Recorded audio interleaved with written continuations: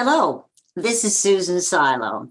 I've had the pleasure of doing so many wonderful characters for animation. Here are a few that I hope you all have enjoyed. Netti Pisghetti on Curious George, Neptunia, Darkwing Duck, Dr. Karbunkle, Biker Mice from Mars, Wuya, Xiaolin Showdown, Grammy, Blaze and the Monster Machines, and we're recording, I believe, next week, still going strong. Sartana, El Tigre, and Phoebe and Misfortune, James Bond Jr. There's just a few that I really loved voicing. And you're watching In Conversation with Amber, the Fangirl, ATF. Hi guys, Amber here. Welcome back to another episode of In Conversation with ATF. Today, my guest is the voice of many cartoon characters. She has worked along the likes of, she was in the television show Alfred Hitchcock Presents. And she's also done work in the live-action Batman series. She was Mousey, the Riddler's girlfriend. But not just that, she's also done, of course, cartoons and video games as well. Some of her most famous roles include Netti Pisghetti in Curious George. Pisghetti. Netti Pisghetti. Who else is there? Miss Nanny in Jaker's The Adventures of Piggly-Winks, which I grew up watching because it aired over here. Oh, how wonderful. Yeah. Love that show. Charlie Adler was on that show. Yes. Tara Strong, Brucey Taylor, Miley Flanagan. Yes, Brucey, all my dear friends. Yes, we had a wonderful time on that. With Irish accents. With an Irish accent, I did. I was a nanny goat. Oh, yes, I was. I love it. I'm just taking me back to my childhood now. Who else is there? Misfortune and Phoebe Farrague. Misfortune, yes, of course. James Bond Jr. James Bond Jr. Yeah, love that show. And Phoebe, don't forget Phoebe. And Phoebe as well, Phoebe Farrague. Corey Burton himself was James Bond Jr. Oh, he was adorable. What a talent. Oh, I love him. Love him. See who else there is. You're Sue in Pac-Man, one of the ghosts, the blue ghost Sue in Pac-Man. Yes, that was Hanna-Barbera. Yeah, yeah. Sure was. Gordon Hunt directed that. He did, yeah. And Frank Welker was the little dog, Chomp. Peter Cullen was Sal plus the little cat. Yeah, that's at Hanna-Barbera. That's where Frank and I first met. And I told him he was such a talent. I thought he would really go far. Look at him now. And look at him now. Hollywood behind Stanley and Samuel L. Jackson. Wow, that is wow. Oh my gosh. Wow. I can't get my head around that. Karbunkle and Nara in Robotics, the movie. Yes. They classify that as a Transformers spin-off, I guess. Well, to be fair, it has a lot of Transformers actors.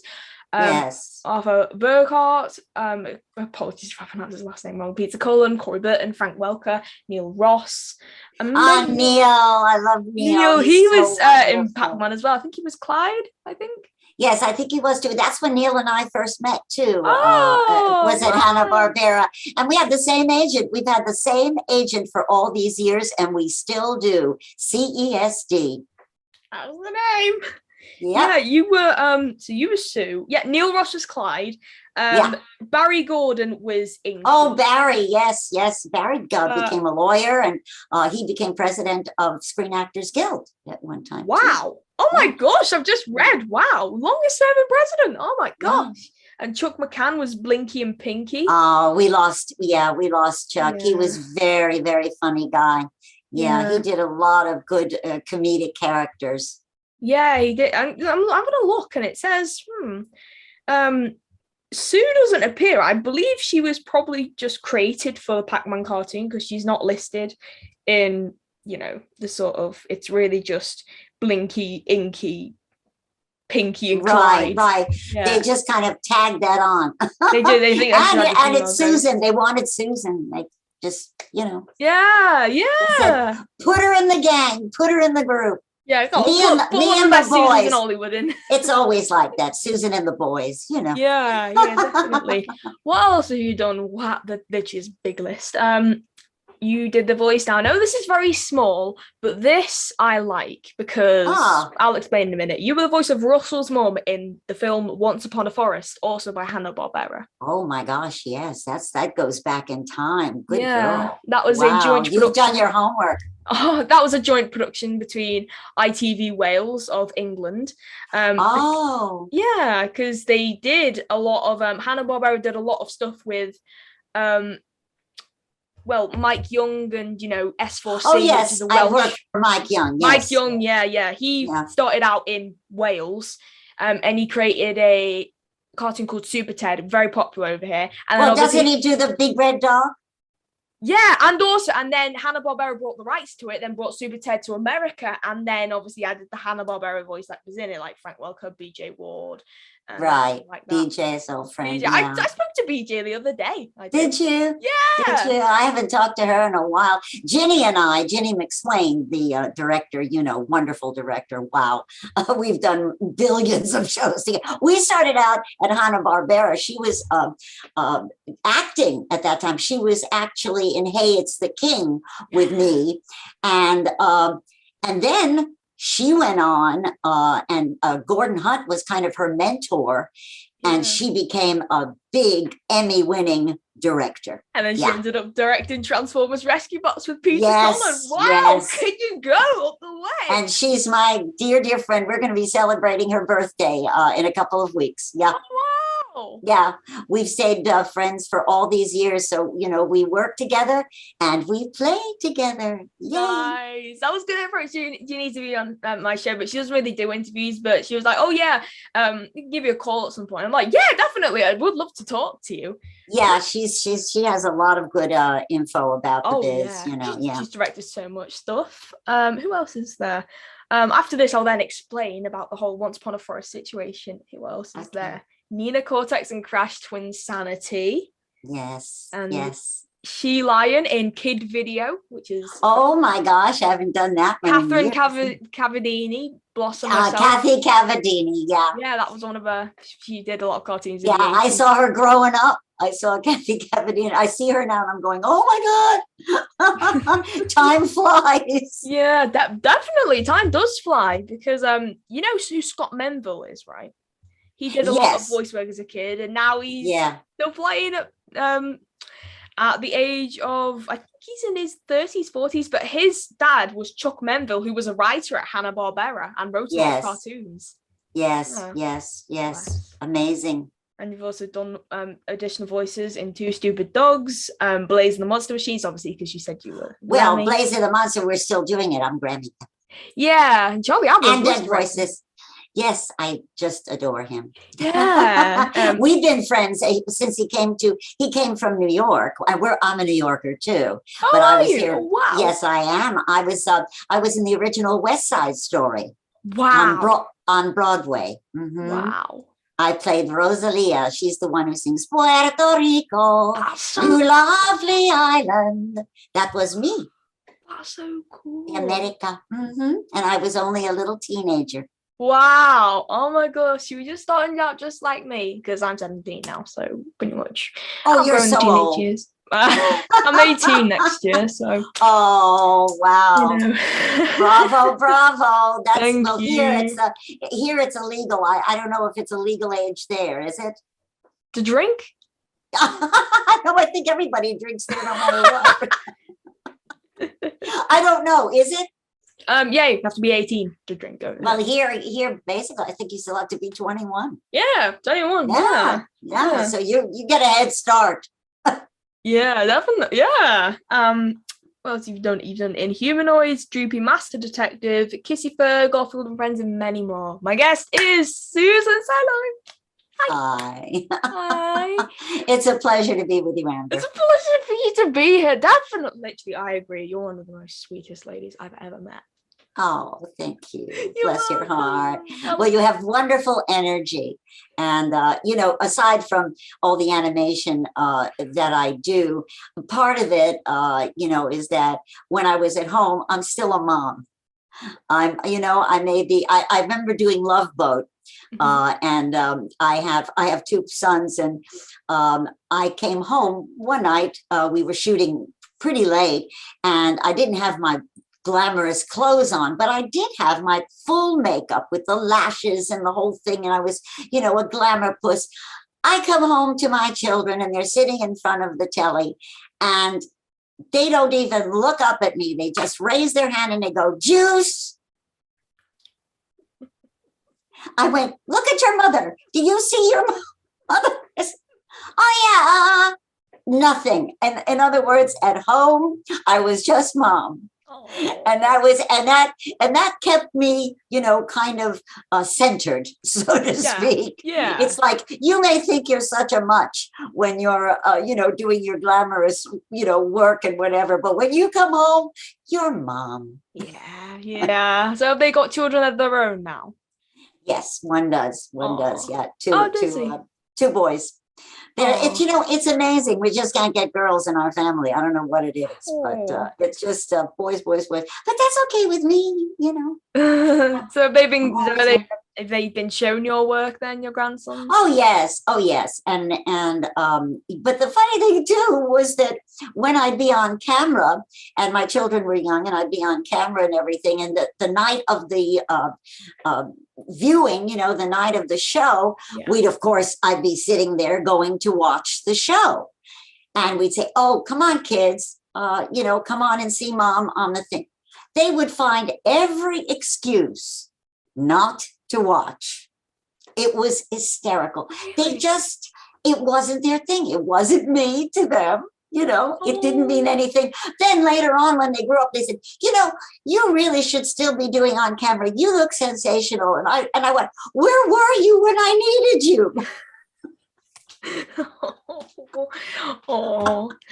But it shows you that, there is a difference between the work that we do, and then your home life, and part of animation too is still having that childlike feeling. I don't know anyone that I've worked with, of all the wonderful actors and the directors included, that don't have that wonderful sense of magic in their lives. You have to be able to have that to create something for the audience. And a lot of times it's a very young audience. And, you want them to be able to love the characters. And as you said, grow up with the characters. Yeah, indeed. Yeah. Garfield the Cat was one of the, shows that was so appealing, and also taught a lesson, like Curious George. Very good for youngsters. And a lot of people grew up with Garfield too. Yeah, I grew up with the Garfield show, which was, I believe you were in as well, the CGI one. Yeah. Yes, I was. Wow. And Mark Evanier was our writer and director, and talk about a talent. Love Mark. He's brilliant. Oh, everybody loved. Who could not love Mark? I don't know. And he's been a big fan of mine ever since. He was so cute. I did a show called Harry's Girls in the 60s. It was a series. And Mark told me he fell in love with me when he was a young boy. And so when he first met me, it was at a party at the agents, CESD in Beverly Hills. And Mark met me for the first time, and he says, "I'm so in awe. Oh my gosh." It was, my childhood crush is here. And ever since then, he's absolutely treated me like a queen. I mean, anytime I work for him, and he'll always, just use me in shows when he feels, oh, it's a Susan part, or he'll write it, what a lovely thing in our business to have that continuum, Yeah, that's so sweet. Oh. That appreciation, lovely appreciation. Yeah, definitely. I just wanted to move back on, suddenly some subject change to the Once Upon a Forest thing.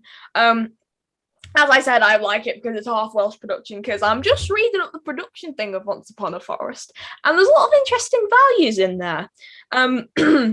Once Upon a Forest was actually conceived as early as 1989, when the head of graphic design at ITV Cymru Wales, Cymru being the Welsh word for Wales, so pretty much ITV Wales.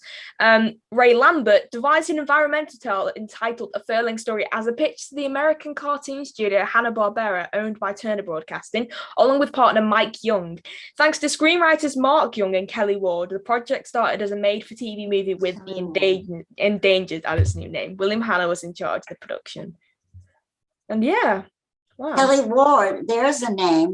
Kelly, I believe, directed Jakers. I think he did. Yeah, he voice directed it. Yeah, I was gonna say that just suddenly came to my head because I was thinking I couldn't remember who voice directed Jakers. I thought it was Charlie Adler, but then no. Charlie came as a guest on it, but Kelly was the director. You're helping me. I'm writing this down too. I'm getting good information and putting it together because a lot of it, is in the past, and I haven't really,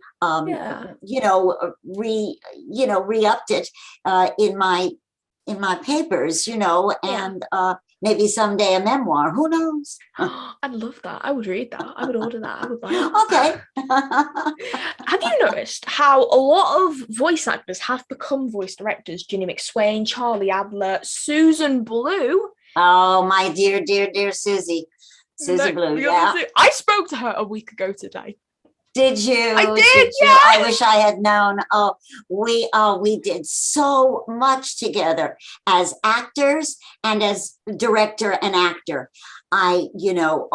She was a delight to work with, and we were very, very close. I think she's moved away now from the scene, so to speak. But we keep in touch, still every once in a while. I believe she lives in Palm Springs now, and and it's not that it's that far away. Of course, with the pandemic, nobody was going anywhere. But we have a tendency to stay in our pockets where we live. We don't travel that much. But with the Zoom and everything, we've been able to be in touch. As well as But great work that we all did together. Really, so many amazing shows. Just one big family, really. It is a community. It is definitely a community. And before we had the pandemic, we would have events. Christmas was always great parties. It's all the different studios and everybody, and certainly when we did a show, we'd have the fabulous wrap parties where we'd all be together and, and take our pictures and just celebrate each other. Yeah, that must have been so cool. Oh my gosh. Yeah, I hope we'll get back to that because I miss that.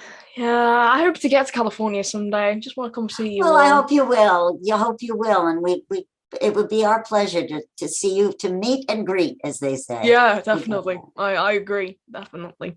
I'd really much like to talk to you about your time on the different shows and stuff. So I'm going to start with Curious George. Yes. Oh my gosh. We just, Curious George just keeps growing. We just wrapped just a little while ago. As a matter of fact, I did my last show with them from home during the pandemic. We wrapped up. And where is my T-shirt? I just realized. The agent called me and said, "We need your size for the T-shirt." And I haven't gotten it yet. I have to call and ask for my T-shirt. I have the little ring. I have little monkey ring. We had one of our parties, talk about a wrap party. We did it at the LA Zoo. Oh yeah, I've seen photos. Yes. Frank was there. Yes, Frankie was there. I have pictures of Frankie and myself. Do you? Oh my gosh, I need to see them. I said it was so cute. It's on my phone. And Frank, we had the cocktail party at the elephant compound. And they let us in. It was closed off just for us. And we got to see the little baby elephants up close and personal. And it was a beautiful party. This was on the deck overlooking the compound for the elephants. And then we walked up this hill and went to dine, for the dinner festivities upwards. But it was a very clever idea, don't you think? Because of Curious George being a monkey. I agree, definitely. Better than the monkey closure, though. Why else? No, I don't know. I don't know what happened to their guy, but I think this was an exhibit that was very special. The elephant thing. I think that's why they got it. So it was like, but yeah, all of us monkey guys were there. That is so cool. Oh my gosh, that literally the only thing I can think of right now is that must have been so amazing. It was totally amazing. Totally amazing. That's so cool. And obviously Frank Welker you've known since your Hanna-Barbera days. Are you still in touch with Frank? Well, I haven't, the pandemic got us all out of touch because we would see each other in the studios. Yeah. Well, no studios. No.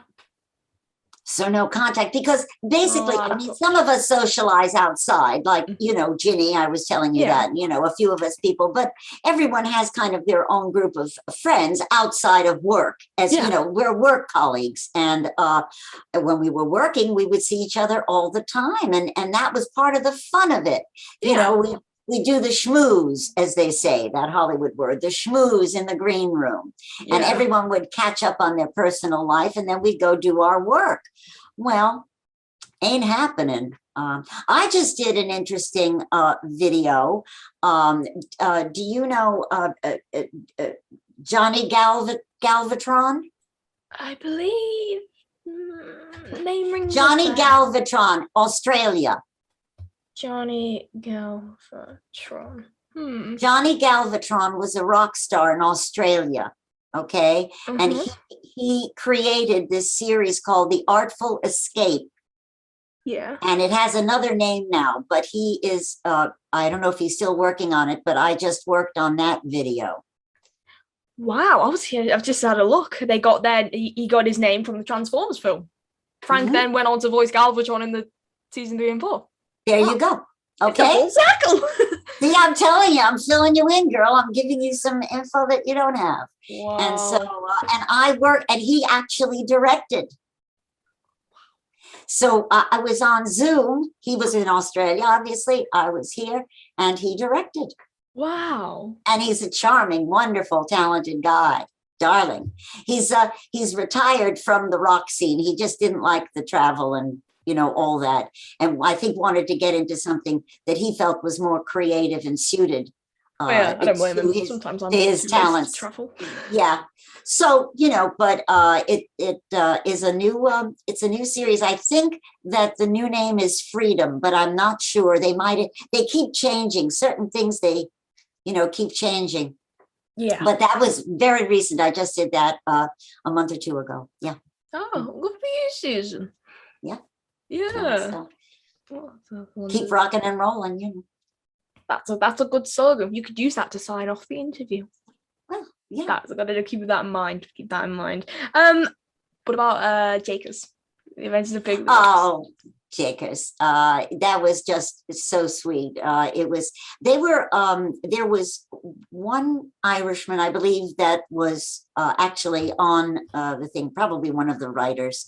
I'm sorry, I can't remember names right now, but of course, Rusey and Charlie and all of us were on it. And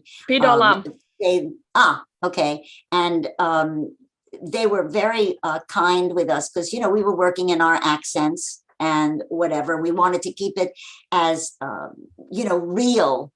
I remember my dad always saying, because my dad was an actor too, John Silo, Jon, and he did a lot of character roles of different ethnicities.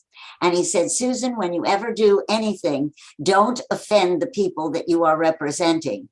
So get accurate with your accents and because it's a culture that should be respected. And so I've done many different roles, with French, Italian, Greek, you name it, American Indian, whatever. And I've really worked very hard at trying to get that right. And they were very authentic, I think, with Jakers. Very authentic. And it was a lovely show, beautifully written. Yeah, definitely. Sorry, I'm just multitasking on. I've had like 4 messages in the past 2 minutes. I don't know why everyone's messaging me. I don't know what's happened. Suddenly just, oh yeah, I get no text on my phone when I do an interview. Boom, boom, boom, boom, boom, boom, boom. Message, that's so. I turned off my phone. I hope my other phone doesn't ring. But I need my phone to obviously looking up information and look at my notes that I've made for the interview. So, you can't win. Oh, I have Do Not Disturb on, so I don't know why I'm, oh well. Yeah. I grew up with Jakers and Curious George. They aired on different television channels over here, though. Jakers was on CBeebies. It's a preschool channel. Curious George was on CITV. I remember as a 3-year-old, 4-year-old growing up, this is around like 2006, 2007-ish. Right. Yeah, man, I just... so crazy, and especially because obviously Curious George was being aired back then when I was a toddler, and it's still going now when I'm nearly an adult. That's crazy. Did you ever get Robot Chicken? I'm not entirely sure. I know what Robot That's Chicken kind is. of an adult. That's more of an adult show, and Seth Green was the director on that. Seth Green, who, if you look up, is an actor of note by himself, aside from exactly. Yeah. Exactly. Well, I mean, I know what it is. I mean, I'm not sure if we got it over here in the UK. I can't ever remember it being. I think it does air on Comedy Central or. Yeah, it sounds like it might be, but it was another fun show. We don't have a Cartoon Network. I don't know. Ah, okay. So I don't think we get Adult Swim. Well, we have an Adult Swim UK channel. Oh, it's Adult Swim. Yes, it was on Adult Swim here. On E4. It's a block on E4. So I suppose we do get it over here then. Okay, just wanted to, fill you in because there's some very funny stuff on that too. Yeah, what have you done for Robot Chicken? Well, I was one of the Golden Girls I was B. Arthur's role. Oh. Yeah, and it was and a man who had worked with B. Arthur said, "Oh my God," and she had passed by that time. He said, "Oh my God, it feels like she's in the room." I was so thrilled. I was like, "Oh my God," I find it really cool. Just before I ask you, have you met Betty White? No, I haven't, but I adore her. I grew up with Betty White when she was a young actress and I was a kid. Wow. And that's how long I've just known and loved that incredible woman. Yeah. Incredible. I idolize her. I hope I can grow up and be like her. And you have indeed. Yeah. And I find people always point out, oh yeah, Betty White's the only remaining Golden Girls actor still alive. And she's older than the rest of them who had already passed. Isn't that amazing? Yeah. Isn't that amazing? Yeah, she's done very, very well. Because B. Arthur was born in May 1922, and obviously Betty White in January 2020. I keep saying 2022. Well, probably because she's turning 100 next year. Oh my God, that is unbelievable. She says, isn't it? Yeah, she's so precious. She just needs to be protected. Yeah, she's I'm sure well taken care of, and I think Estelle Getty was the Estelle Getty 1923. Yeah, she played the mother, which was hysterical because she was younger than than Betty. It's like and Rue McClanahan was Rue McClanahan, 1934. Yes. Yeah, I find it awful. They all died like just one year after another. Rue died in 2000. No, I got it wrong. Excuse me. Estelle Getty died in 2008. Yes. Then it was B. Arthur in 2009. Then Rue in 2010. Yeah. Wow. Yeah. Great talents. Moving off of the sad stuff. Oh yeah, let's get off of that. Right, I'd love to bring this up. Crashed to Insanity. You were Nina Cortex. I think Dr. Cortex's niece. I think. Hey, good for you. I don't remember. I'm sorry. It's fine. Nina Cortex. Yep, niece. Daughter. In some versions, she's her. That's what I was thinking. Daughter. She's his daughter in some versions. That's what I was thinking. Yeah. That's what I was thinking. Why is it so bright, or is it just trying to reflect the sun off my face on this warm, sunny beach? Oh, did you get The Legend of Korra? I think we did. I don't ever remember watching it though. It was probably too young at the time. Yeah, that I did a lot of those. That was Yeah, and that's Nickelodeon. Oh yeah, that was a spin-off of Avatar, wasn't it? Yes, absolutely. I Yeah, was on Avatar. Janet Varney First, and right. yeah, First, I beautiful. was on Avatar, and then I went on to The Legend of Korra. Oh, that's really cool. Mm-hmm. Mm-hmm. Wow. And yeah, what was I'm trying to think of? Crash Bandicoot. Andrea. Andrea Romano. Yeah, she voice directed it. She retired now, I directed think. that. Yes, Andrea's retired. I've known her for a billion years too. Haven't seen, well, but when people retire and they're not, active in the industry, we do tend to drift apart because you're not doing the stuff anymore. Yeah. You know what I'm saying? But those of us who are, hopefully, as I said, we'll be able to get together in person again and mix it up, because that's the fun. It's also fun to be able to work in the same room with the people. Curious George, a lot of the time we have a full cast sitting together. Or we did. Must be just so funny to watch Frank Welker do monkey noises for 2 hours. Oh, it's us, but we don't look at each other when we do our thing. It's very funny. We just listen. We could hear each other breathing, but we just listen. So when you recorded remotely for Curious George, was that also a full cast thing? At times. Or was it separate? Oh, so you did do it with Frank then. Yeah, but Wow. The thing is, if it's according to schedules, because frankly, excuse the pun, we have different schedules, and to get all of us together is almost an impossibility for the agents and the production people. When they get us, they're like, oh, we're going to have energy in the room. We're going to be able to relate. But a lot of the time we have to come in and do it wild, as they say, alone. Yeah. Without anyone. Yeah. Yeah. Yeah. So, that's you learn how to work that way. You just do. But you know everybody, and you know the characters, and you feel them, and you're good. You're good to go. Yeah. I know, I'm just gonna say something very sad now. I'm unsure if you've heard the passing of Jack Angel recently. I believe you have worked with him on a few things. No, actually I didn't. I worked with Jack a lot. And you don't know. And Jack... Arlene was my agent for a while. Ollie Thornton, yeah. Yeah. His wife. Yeah, but I'm so sorry. How old was Jack? Jack was in his 80s. He was 90. No, see, I can't. 4 days away from his 91st birthday as well. Oh my God. Well, I was gonna say, I'm sorry that I had to be the person to break the news. That's all right. I mean, it's this whole thing where we've been in lockdown. We're not, if we don't watch something on the news or read the paper, we're locked in. We're still locked in. I don't know about you there, but we're still not up to par. It's the same over here, I guess. I mean, I was gonna sorry for bringing him up again. I was gonna meet Frank Welker last weekend in Edinburgh, Scotland. It's the Frank show. I need Frank on this. I need Frank on this show, but he doesn't do interviews, so that's... Yeah. Well, he doesn't need to. He's busy flying his plane or playing golf, forget it. Yeah. So yeah, I was going to meet him, and well, they cancelled the event because something to do with it being in Scotland, separate from England. Can't come to an agreement with the Scottish government about this event, so they just binned it. Oh. And I'm so sad because I've been looking forward to it since March, and I had a little canvas ready for Frank just down here, just sitting unfinished and uncoloured. Well, another time. Hmm. Another time, another place. What do you have a website, Susan? Do you have any social media? Do you know, I had a website. It is now under construction because it got unsupported. It had been there for so long.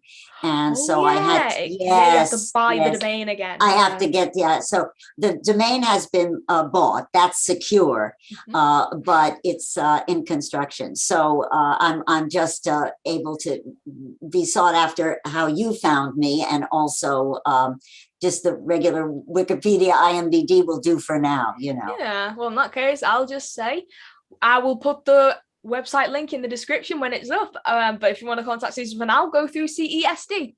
I think Pat Brady is the one to go through. I think it's Pat Brady. Pat Brady or Sam Frishman, yeah, or Sam Frishman. Yeah, that's how I got. Fine. Yeah, wonderful. Well, I'll wrap it up here then. Thank you so much for watching at home. Make sure to like, comment, subscribe. There will be a part 2 in the future because we're not really done yet. We will be back. Noise. Somebody just fell off my blind, my shelf. That's your end, isn't it? Yes, That that's was your my end. end. Something fell off my shelf. I need to go see what that was. Anyways, guys, thank you for watching. I don't know why my face is so bright. It's, you know, I look like a ghost, really. I look like Nina Cortex, all grey and stuff. So thank you for watching, and we will see you around. Goodbye from me. Goodbye from Susan. Bye. And cut.